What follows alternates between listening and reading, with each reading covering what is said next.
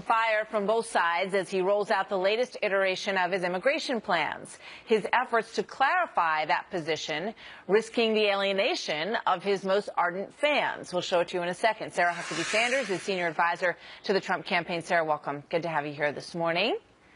Good morning, Martha. So let's take a look. This is the exchange that Mr. Trump had with Anderson Cooper on this last night. Watch. But that's Jeb Bush's policy. I mean, essentially, I don't know anything about Jeb Bush. He wasn't building a wall. Sarah, what do you think? Oh, look, I think Donald Trump's been very clear and very consistent on this issue. His #1 priority has always been to secure the border and build a wall. That's his top priority when he got in this race. It's his top priority today. That certainly hasn't changed. He hasn't announced any new policy changes. He's been very clear that he wants no amnesty and that he wants to go after the dangerous, criminal, illegal aliens and get rid of those people first. And that's where we start. But the #1 thing. To use his own words, you know, he talked about a deportation force. He said, yes, they all have to go. And then he came back and said, well, no, you can't throw them all out at once. And then he came back again and said, yes, I meant what I said. They all have to go. So which is it? Look, the deportation force already exists. That's not a new policy. Donald Trump wants to enforce the laws on the books. But his #1 priority, again, is to first secure the border, then focus on the dangerous criminals, and then we have to figure out how we deal with those others. I mean, when you have a flood, you don't bail out the water first. You plug the leak, and then you deal with the water. So that's exactly what Donald Trump wants to do. He wants to focus on securing the border. This is a major national security risk that we absolutely have to address, that the Obama and Clinton administration have completely ignored over the last decade. And we've got to start putting a major emphasis on that. And that's what Donald Trump's going to do. All right, we'll see what the reaction is, you know, in the coming polls. I think they haven't fully digested the post-campaign changes into some of these numbers, but we'll see over the coming days. You know, I also want to get your thoughts on the issues of bigotry and racism that have been thrown about in pretty large numbers over the last couple of days. And I watched this morning on another program as Pastor Mark Burns was trying to make a point about the inner cities and about what really needs to happen there in order to empower people in the inner cities. But here's what he was confronted with. And I ought to be talking about that. And I can talk about. Apparently you're not allowed to be a black man, a black pastor, from the South and go on that program and argue in favor of school choice, because that's what he was desperately trying to do there this morning, Sarah. And he was pretty much attacked on all sides. Nicole Wallace tried to give him an opportunity to actually speak and say what he was there to say. But they were very intent on pushing him into a corner and, you know, talking about the word bigot. Well, I think that's because they don't want to hear what he has to say, because Pastor Mark Burns is exactly right. The Obama-Clinton policies that they've enacted over the last 8 years and the things that Hillary Clinton has been talking about do not help those in the minority situation.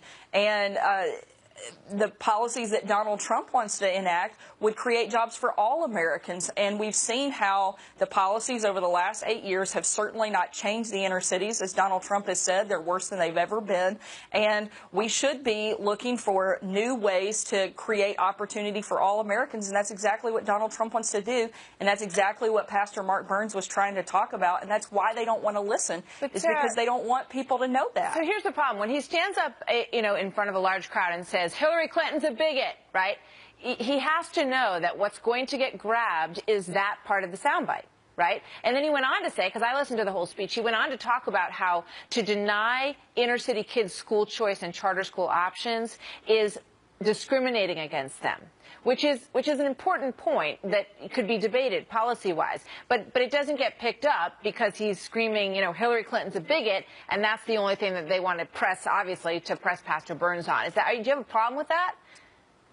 Well, I have a problem with what Hillary Clinton did yesterday and how she tried to paint Donald Trump as a racist, which is absolutely just an outright lie. And she's using that as a distraction and to take away from the constant scandal and list of corruption that she's had hitting her all week and in last week. And she's trying to find a way to change the narrative. And frankly, I think what she did yesterday is sad and what is exactly wrong with American politics today. She went to the lowest level of gutter politics politics, and I hope that she'll see how bad that was and start talking about the issues, and frankly that she'll come out and address the press. She's been in hiding for almost an entire year now and refuses to take questions, and she uses these kind of aggressive lies to go after Donald Trump, and I think it's just sad. Yeah. All right. Well, Sarah, thank you. It's good to have you here, and we're going to ask Pastor Burns to come back on next week. Maybe we can let him get a sentence out about what he thinks, because that would be a good opportunity as well. Sarah, thank you very much. Good to have you here today. You bet.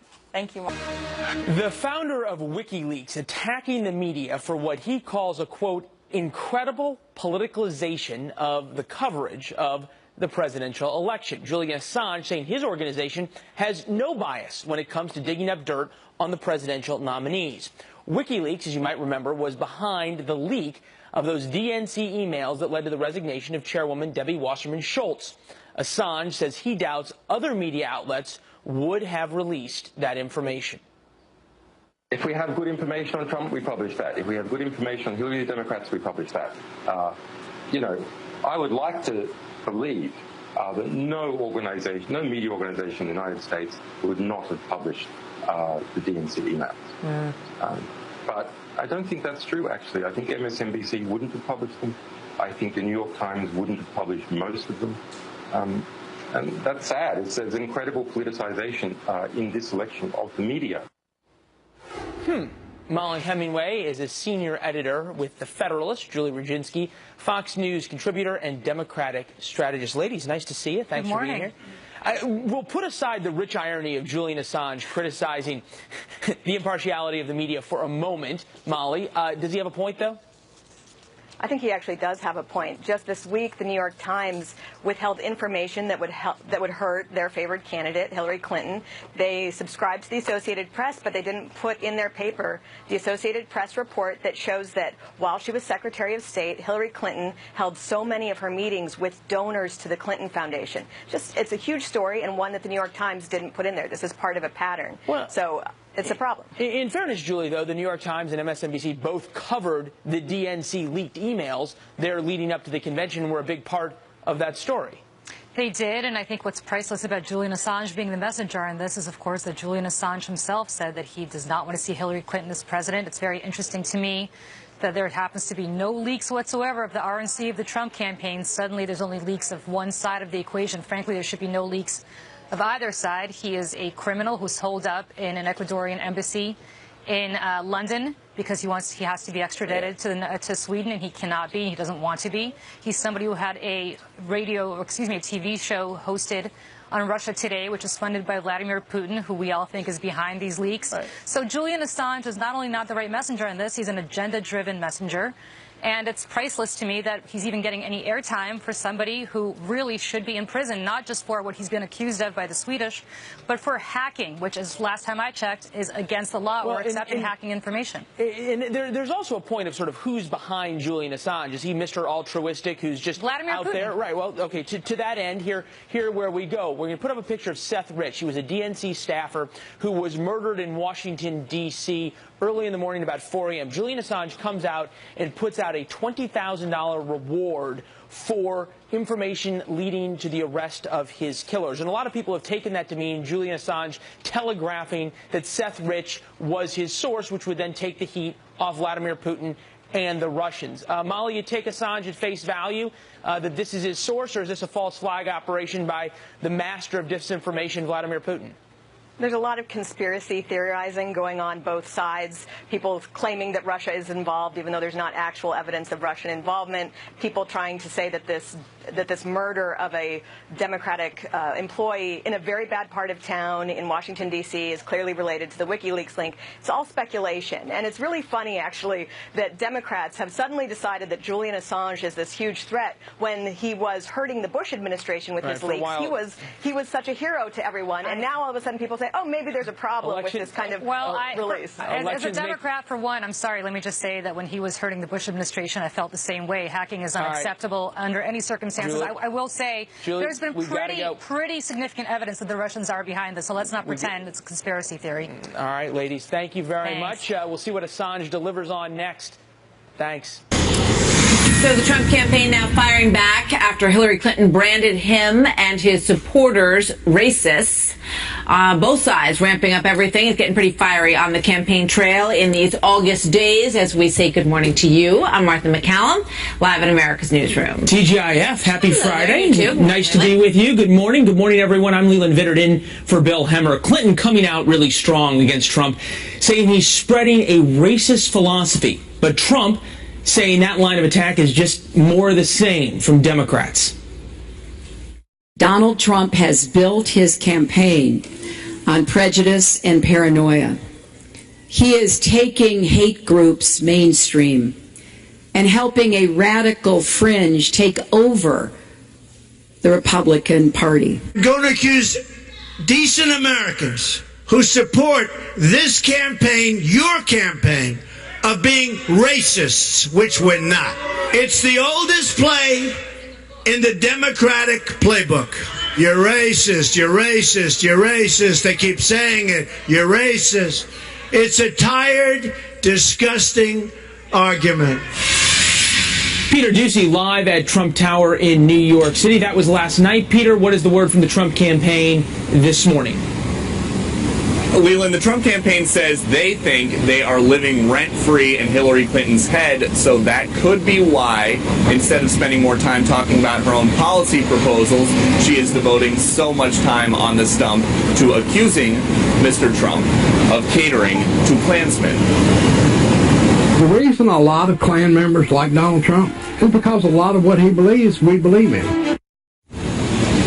Now, Trump responded to that and some Clinton remarks from Reno yesterday, including the same kind of message with an Instagram ad of his own suggesting that Clinton is a bigot who uses minorities to win elections.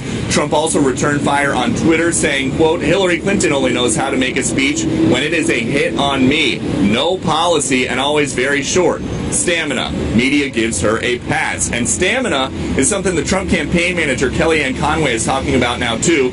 Conway is referring to the light Clinton schedule as the Hillary in hiding tour, and she thinks the Democratic nominee is rattled, writing to us that, quote, Donald Trump is talking about issues, Hillary Clinton is talking about Donald Trump. Today, Clinton has no public events. Trump has some out in a swing state, Nevada. Leland?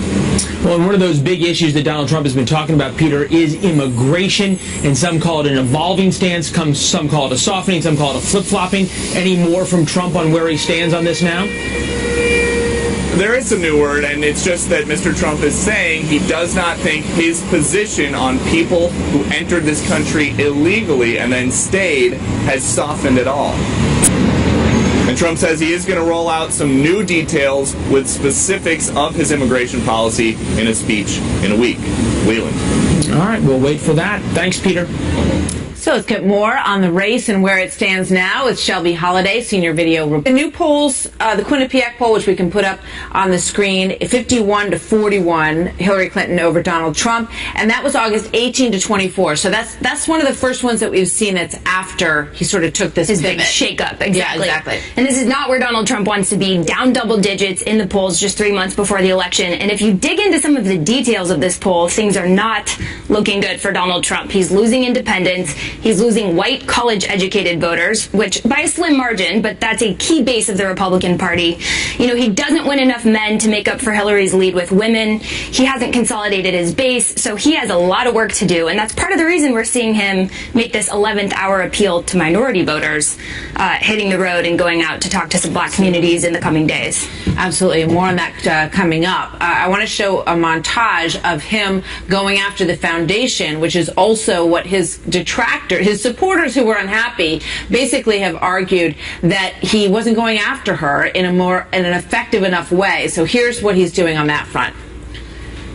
The veil was pulled back on a vast criminal enterprise run out of the State Department by Hillary Clinton. Access and favors were sold for cash. It's called pay for play. Hillary Clinton's actions constitute all of the elements of a major criminal enterprise. You know it, the government knows it, and she knows it. But she didn't care as long as it helped her get away with a crime. No risk to America was too great. It didn't matter to her. And now she's running for president. What is being uncovered now is one of the most shocking scandals in American political history. And she's being totally protected by our government. I guess where was this, a month ago, 2 months ago, and is it too late? We don't know yet, right? Yeah, I mean, the Trump campaign says it's not too late. Wait till after Labor Day. That's when he's really going to start attacking her. But the truth is, early voting starts in a couple of weeks. So it may be too late for some voters. I thought he laid out a very effective critique of Clinton yesterday. He really explained to voters and connected the dots well of why the Clinton Foundation and all of these emails are seeing really matters. But if you look at the Quinnipiac poll, it may, Clinton already has such low trustworthy numbers, such a low rating, and she's still beating Trump by 10 points. So it's hard to say how much lower can she go and how much does it really matter? And we watched the immigration back and forth in his discussion with Anderson Cooper. We saw some of that in what Peter Doocy played for us moments ago. He's going back and forth a little bit, is he not? Have you sort of fact-checked what he said in the past about this and what he's saying now? Yes, and he's waffling. He's going, strong rhetoric, backing off, strong rhetoric, backing off. That's confusing a lot of voters. Both Trump and Clinton managed to totally dodge the big stories of the day yesterday. For Clinton, that's the Clinton Foundation. For Trump, it's this immigration issue that he's going to have to explain to voters. This immigration issue excites 80% of his base, the fact that he wants to build a wall and kick illegal immigrants out. But most Americans, according to a Pew poll this week, don't support the wall. They don't support his policies. So he has to find his footing on that issue, and he has to do it soon. He does not have time. Okay. Shelby, thank you very much. Good to see you this morning. Good to see you. Coming in. WikiLeaks co-founder Julian Assange sitting down with Megyn Kelly, part 2 of her wide-ranging interview last night, and he criticized the media for what he considers biased coverage of the race for the White House. He's promising also bombshell revelations in an upcoming release of Hillary Clinton documents, but he's not sure other outlets would air them. Take a listen. I would like to believe that no media organization in the United States would not have published the DNC emails. But I don't think that's true, actually. I think MSNBC wouldn't have published them. I think the New York Times wouldn't have published most of them. And that's sad. There's an incredible politicization in this election of the media. And Assange is also accusing Clinton of feeding hysteria about Donald Trump's connections to Russia. Hillary Clinton, the Democrat, has positioned herself now to be the security candidate. She's powered up with the neocons responsible for the Iraq War, and she's grabbed on to this kind of neo-McCarthyist hysteria about Russia and is using that to demonize the Trump campaign. The Trump campaign has all sorts of things wrong with it, but as far as we can see, being Russian agents is not one of them. I mean, we'll see what they've got, right? Well, see what they've got, and also you have to sort of at some point question Julian Assange's motives here. Really, what's he trying to do? Is it just truth and sunlight and he's out for the American way, or is there something else going on? Where's he getting his money? I mean, the FBI also has many of these documents that we're talking about, so whether or not they will make them public or WikiLeaks will get to it first is one of the big questions. But they claim they have something significant about Hillary Clinton, so we'll see. Well, Assange has delivered before. He certainly has. And he is the first one to respond. So Donald Trump calling the State Department under Hillary Clinton a vast criminal enterprise, in his words. A judge has now ordered the department to release another big batch of her emails, and the judge says he wants them before the election. He wants to see them in mid-September. House Oversight Committee member Trey Gowdy telling America's Newsroom that Clinton staff knew what they were doing when they deleted those emails. She and her lawyers had those emails deleted. And they didn't just push the delete button. They had them deleted where even God can't read them. They were using something called BleachBit. You don't use BleachBit for yoga emails or for bridesmaids emails. When you're using BleachBit, it is something you really do not want the world to see. Well, I had never heard of BleachBit. I think most of us hadn't at that point. Joining us now to talk about it, the author of Clinton Cash, Peter Schweizer. Peter, welcome. Good to have you back on the program this morning. You know, when you think back in this story, and you think about Hillary Clinton standing there and telling the press at the first questions about all this, she said, you know, I used a BlackBerry because it was more convenient. right? It was a mistake. Right. So now we've gone from I used a BlackBerry because it was just more convenient for me to I used BleachBit to scour the server to get rid of the emails. That's a pretty long distance to travel. No, you're exactly right, Martha. And here's the thing that I think is so vitally important for people to recognize. The whole controversy and scandal over the emails and the Clinton Foundation are joined at the hip. The reason they set up the private server, I now believe, and the reason that they tried to delete these emails is when you are engaging in pay-to-play on a global scale, as you were with the Clinton Foundation, you need a means of communication, and email is the way to do it. You can't do that on the official government network because it might be detected. People can file Freedom of Information Act requests, so you need to set up a private server. These two scandals are connected. All right. So, you know, what we got into with Trey Gowdy the other day is the issue of intent. And that's how she was not prosecuted, because they said that there was no intention. In fact, Director Comey, and we're going to talk more about this later as well, said there was no evidence of, quote, clearly intentional and willful mishandling of classified information. Is what we have found out subsequent to his statement of that contrary to that? Well, I think as it relates to pay-to-play, we have. Look, the firewall for the Clinton Foundation, when Clinton Cash came out and with Fox News and other people reporting, was, well, there's no evidence that you see the flow of money and you see favors done, but there's no evidence that those events were connected. It's just random chance. What we now have with these emails coming out from Citizens United and from Judicial Watch is very, very clearly that if you are a foreign oligarch who gave money to the Clinton Foundation, the way to get access, the way to get meetings with people, the way to get action on specific items was to email the Clinton Foundation and to have them contact the State Department. So I think intentionality is there, and I, for the life of me, don't see how this cannot be the subject of a federal investigation, because you've got political figures from Alabama, places in Virginia, New Jersey, in jail on far less evidence than what the Clintons appear to have done here. All right. Kim Strassel wrote a very good piece in the Wall Street Journal about all of this morning. Let's put up a quote from that piece. It's entitled, "The U.S. Department of Clinton. This is the week that the steady drip, drip, drip of details about Hillary Clinton's server turned into a waterfall. This is the week, in short, that we found out that the infamous server was designed to hide Mrs. Clinton for 3 years as she served as Secretary of the Clinton, U.S. Secretary of the Clinton Foundation." I mean, that's the problem, that these things were so closely tied. And she goes on to talk about emails back and forth between the foundation people and the State Department that don't even have a header on them. You know, they're just an ongoing conversation, which, you know, she uses as a point to illustrate that this was a very close relationship. No, you're exactly right. In fact, if you look at some of the emails, I've seen some emails that will be coming out that have not been released yet.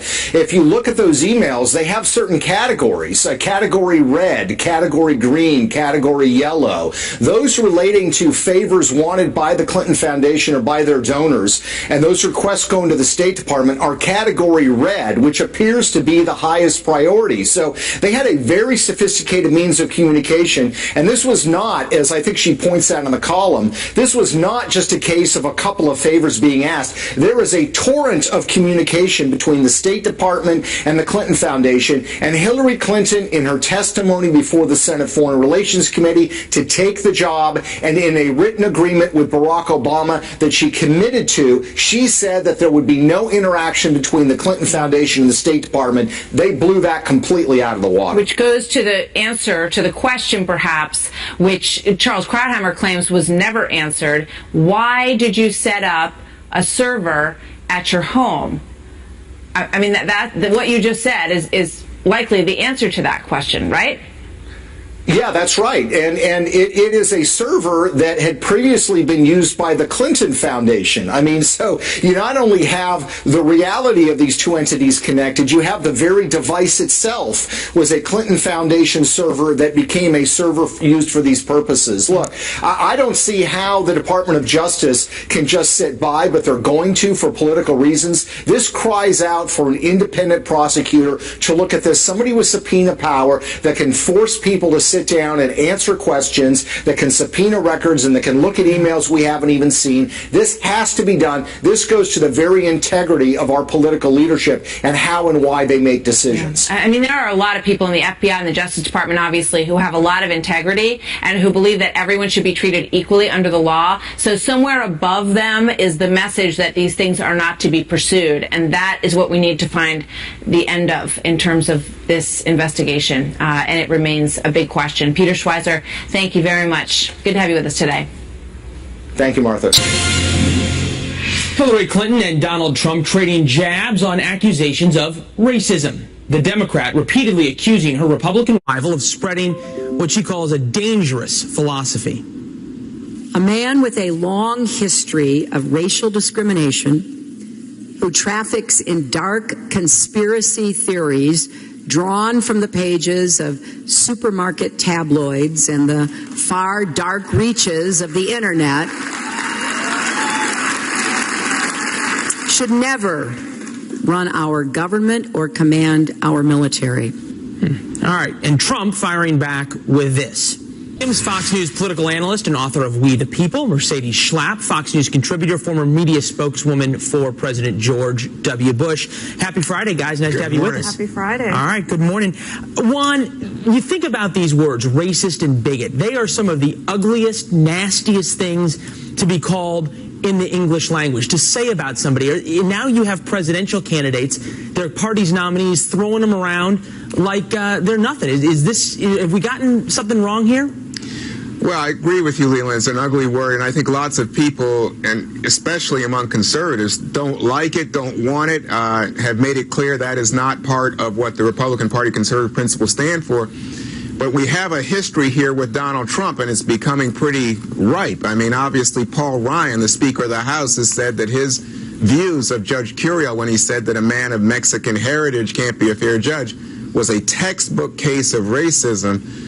So, I mean, we know that Trump has this history, and I think that Mrs. Clinton now has decided to call him on it. The question is it a matter of political expedience, or is it she is, in fact, saying this is unacceptable and should not go forward? Mercedes is one, right? Did Trump open himself up to this?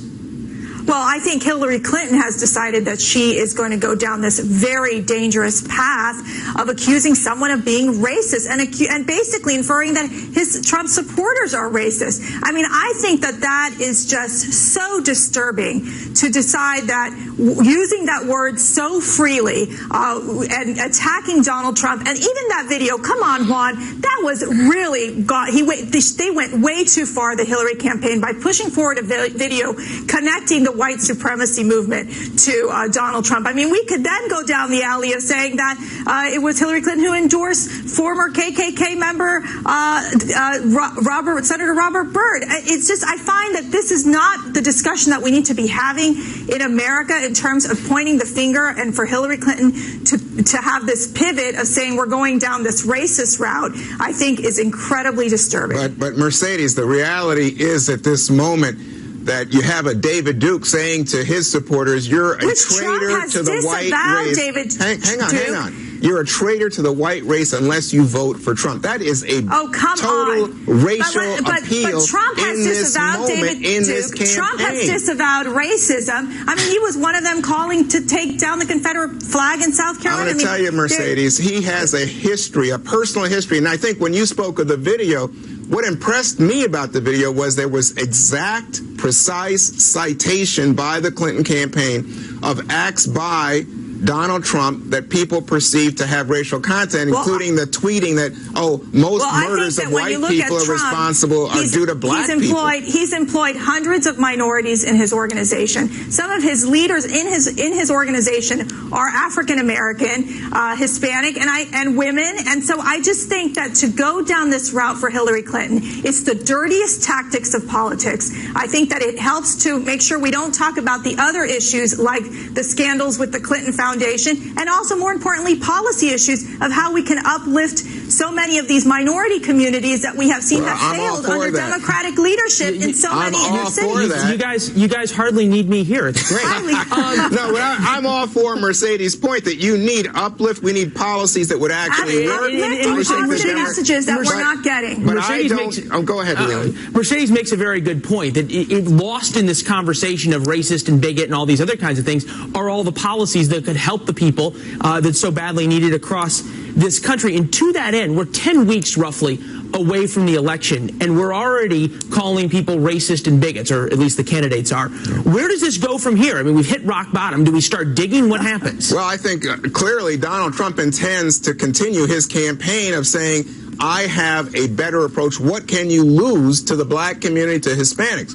Again, you know, Mercedes, this is a guy who's talked about Mexicans as rapists and thieves, talked about banning Muslims. I think there's a lot of racial content. It's why when you look at the polls, it's like 65% of Americans, according to an AP poll, says racist is a term that somewhat applies to Donald Trump. 35% say absolutely the guy's racist. Mercedes, you got about 30 seconds, then you guys can finish it in the green room. Right, and I think that part of it is, well, first of all, I think for Trump, it's going to be his priority here to keep fighting back those allegations that he's a racist, and I think he will effectively be able to do that, because at the end of the day, he's looking at these minority communities, many in inner cities who have not benefited under Democratic leadership, and he's willing to say, I've got a better answer, I've got a better solution. Well, I think he's really talking to white voters. I don't think he's I don't think he has any chance. The Democrats have to stop. I mean, this whole racism, pointing the finger at Republicans, calling them racist, it's Friday. You guys should be happy it's the weekend. Yes, we are. Juan, I'll meet you for a drink later, okay? There you go. We'll calm this down. Need it after this. Thanks, guys. Have a great weekend. You too. All right, Martha?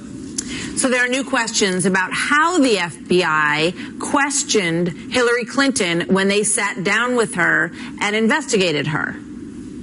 But even if information is not marked classified in an email, participants who know or should know that the subject matter is classified are still obligated to protect it.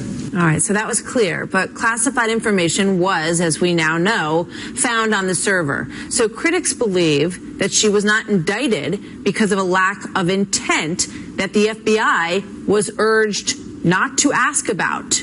We're going to dig into that coming up, plus this. New criticism today of the FBI as investigators say that classified information was found on Hillary Clinton's private server. That's been established. But then they did not recommend any charges against her. FBI Director James Comey, at the time, explained their reason why. We cannot, that would support bringing criminal charges on these facts. All the cases prosecuted involved some combination of clearly intentional and willful mishandling of classified information, exposed in such a way as to support an inference of intentional misconduct, or indications of disloyalty to the United States or efforts to obstruct justice. We do not see those things here. So he says there was no intent to mishandle and no intent to hurt the country in any way. Those were his two takeaways. Now, Congressman Trey Gowdy says that he doesn't buy that explanation. Here he is with us yesterday. Remember, James Comey said she was not indicted because he didn't have sufficient evidence on the issue of intent. I didn't see any questions on the issue of intent. There's no question she handled them negligently or extremely carelessly. He said he didn't go forward with charges because she didn't have specific criminal intent. I didn't see any questions on that. She said she did it for convenience, but I didn't see the follow-up questions in the interview I read. So Thomas Dupree Jr. is a former Deputy Assistant Attorney General, and he joins us now. Good to have you with us, sir. Good morning to you. So, you know, the reason that some people might look at the beginning of this segment and say, well, why is this even coming up again? You know, this is sort of a done deal. But what we're now getting more information on is the FBI interview with Hillary Clinton, which everybody waited months and months for. It happened on a Saturday afternoon. Then a couple days later, Mr. Comey came forward and said, we decided that there's no reason to prosecute. So the question is, what questions were asked to Hillary Clinton during that Saturday afternoon interview? So if you were trying to determine whether or not there was any intent to hide the fact that you were harboring classified material, what questions would you ask in that interview? The sort of questions you would ask are fairly self-evident. You would say, were you aware that there was classified information? Were you aware of the substance of these emails? Why did you set up the email server? What was your intent in doing so? And if these reports are true, these are all curious omissions. I mean, look, prosecutors can build a case in a variety of ways. Often they'll do so through indirect evidence. But in a case like this, you'd think they could have made a direct evidence case by simply asking her, what were you thinking? Did you know it was classified? What was your intent and purpose in doing what you did?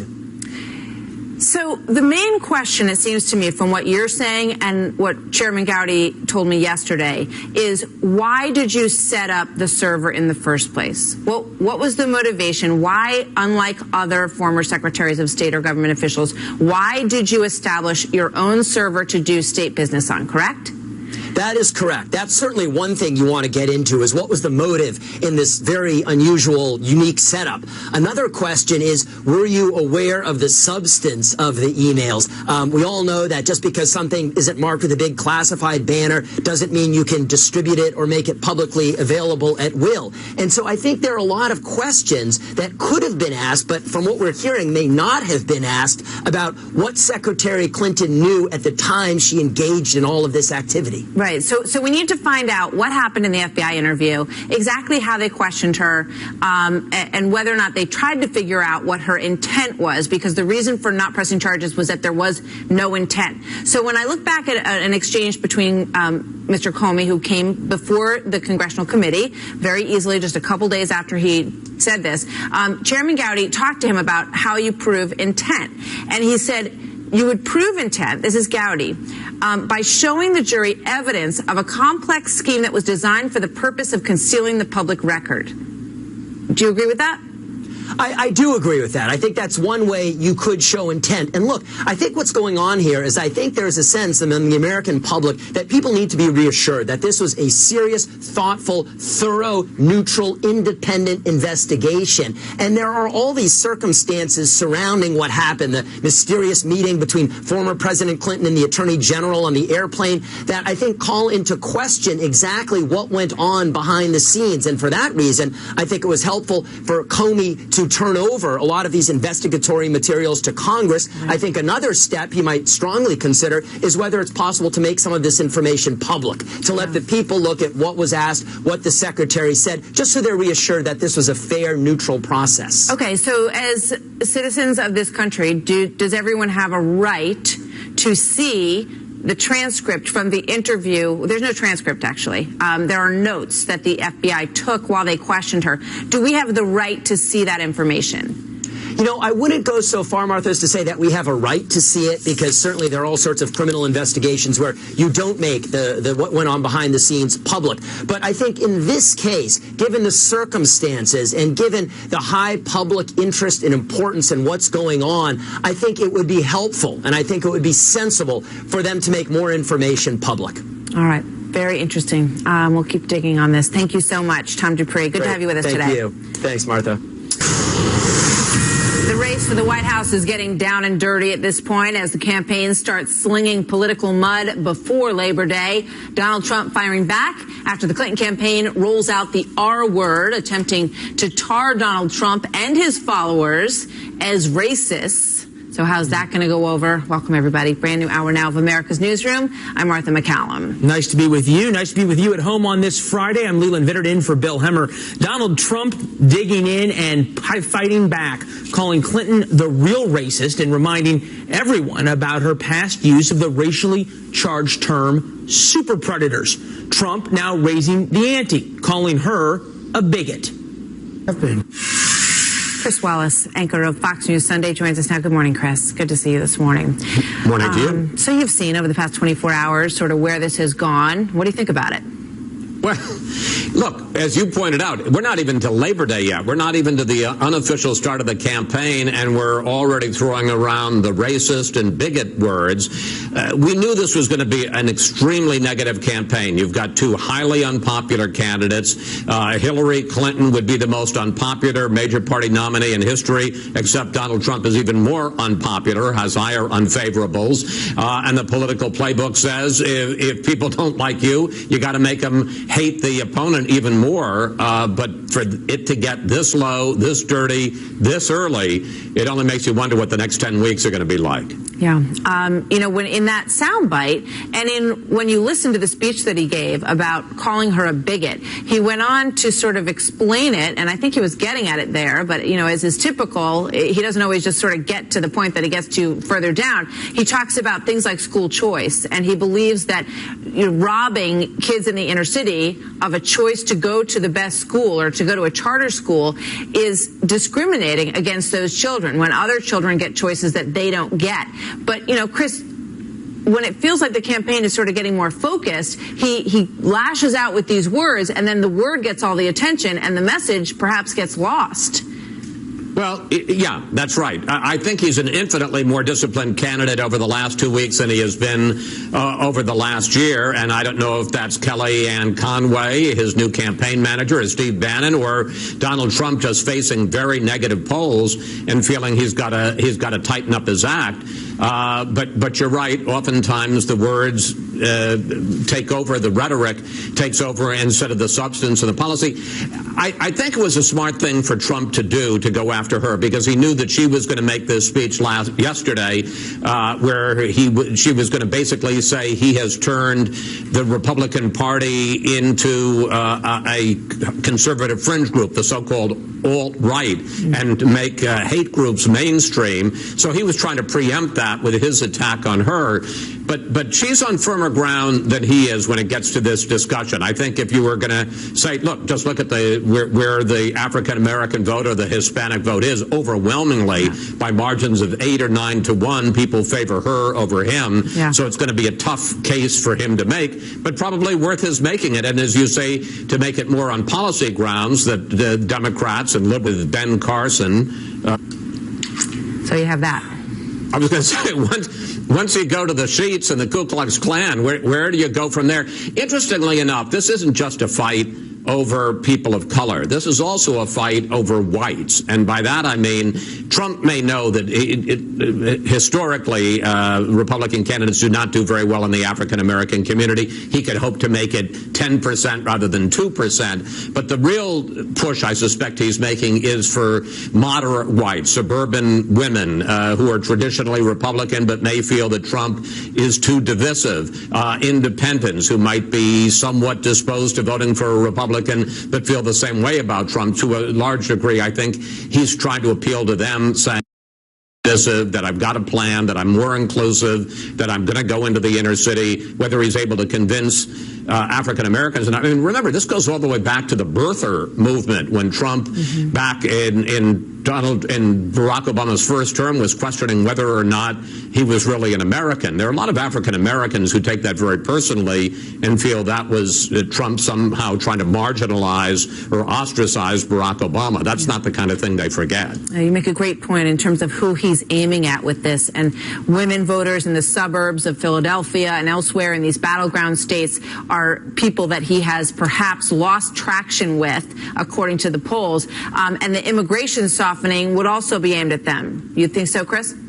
Yeah, absolutely. Look, when you look at the polls, when it comes to what's the support inside your own party, Hillary Clinton's at about 90%. That's pretty traditional. About 90% of your party rallies around and supports you. Donald Trump, among Republicans, and this isn't just a matter of race, it's also obviously he's an anti-establishment candidate. He's broken a lot of china along the way, a lot of crockery. He's at about 75 or 78%. He's got to be up around 90% if he's to have any chance, 90% support inside his own party, and he's nowhere near that right now. Yeah, and that's the time spent in places like Mississippi and Texas over the past couple of days. Chris, thank you very much. Good to see you this morning. And, of course, join Chris on Fox News Sunday. He will sit down with Trump campaign manager Kellyanne Conway and Libertarian presidential nominee Gary Johnson. That is 2 p.m. and 10 p.m. Eastern on the Fox News channel this weekend. Nearly 15,000 new emails from Hillary Clinton's tenure as Secretary of State will be released next month.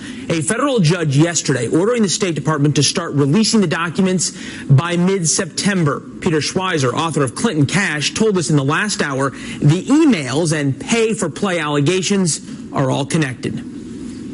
When you are engaging in pay-to-play on a global scale, as you were with the Clinton Foundation, you need a means of communication, and email is the way to do it. You can't do that on the official government network because it might be detected. People can file Freedom of Information Act requests, so you need to set up a private server. These two scandals are connected. When following all this for us, Chief Intelligence Correspondent Catherine Herridge, live from our D.C. bureau with more on what could be in these emails. Hi, Catherine. Well, thanks, Leland. Two sources who have read the FBI's investigative file are confirming to Fox News that Clinton's team used a technology called BleachBit to delete records, and cybersecurity experts say this technology is like an electronic shredder that permanently scrambles the data. It will not only put that document in the trash, but it will shred it in a way where no one can access it. I believe the FBI would give it their best shot and look for a lucky break and look for a mistake being made somewhere, but it's much, much harder for them. It really is hard to recover information that has been scrambled this way. On your show yesterday, a senior Republican on the House Government Oversight Committee said the deletion of these emails does suggest to him an intent to hide the records and obstruct Congress. They didn't just push the delete button. They had them deleted where even God can't read them. They were using something called BleachBit. You don't use BleachBit for yoga emails or for bridesmaids emails. When you're using BleachBit, it is something you really do not want the world to see. And that's a pretty striking claim given last year in Las Vegas at one of her rare news conferences, Clinton seemed to claim ignorance. You tried to wipe the whole server. You didn't I'm not, I have no idea. That's why we turned it over. You said you were in charge of it. You were the official in charge. Did you wipe the server? What, like with a cloth or something? Judicial Watch, who is going to obtain these records from the federal courts, told Fox that yesterday that they believe some of the records that were recovered by the FBI did include government records, and in this case, they related to the Benghazi attack in 2012, Leland. Yeah, so many unanswered questions about what is on that server. The Clinton campaign have any response to all this? Well, we've asked the Clinton campaign why her team used BleachBit, a technology that even presents challenges for the FBI, and why they destroyed records after congressional requests from the Benghazi Select Committee for her emails. It's important here to really focus on the timeline. In March of 2013, that's when the Romanian hacker Guccifer posted emails showing a ClintonEmail.com account. And then in August of 2014, the State Department provided emails to Congress that show the former secretary used personal email and not a State Department.gov account. And later that same year in the fall, the Benghazi Select Committee, which Trey Gowdy led, requested more emails from the State Department and also from the White House. And just around December of that year, after holding on to the emails for about 2 years, Clinton's team took the ones they deemed personal, and that is when they elected to destroy them using this technology that really makes it virtually impossible to recover the data, Leland. Catherine Herridge live in Washington this Friday. Thanks, Catherine.